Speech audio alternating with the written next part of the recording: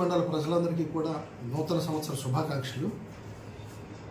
ఈ డిసెంబర్ 31వ తేదీ రాత్రి మేము ఎటువంటి శాంతి భద్రతలకి విఘాతం కలగకుండా, ఎవరు కూడా ఈ అల్లర్లు అవి చేయకుండా యూత్ అంతా కూడా ప్రశాంతంగా ఈ నూతన సంవత్సర వేడుకల్ని జరుపుకోవాలని పోలీస్ శాఖ తరఫున వారిని కోరటమైంది.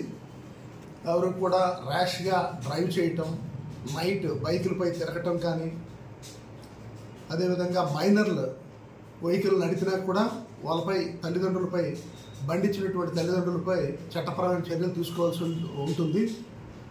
అదేవిధంగా ఎవరైనా డ్రంక్ అండ్ డ్రైవ్ టెస్టులు కూడా ఎక్కడికక్కడ నిర్వహిస్తాం. అందులో కూడా ఎవరు డ్రింక్ చేసి బండి నడపకూడదు. రాత్రి 1 గంట దాటిన తర్వాత 12, 1 గంట నుండి కూడా ఎవరు రోడ్ల మీద తిరగకూడదు.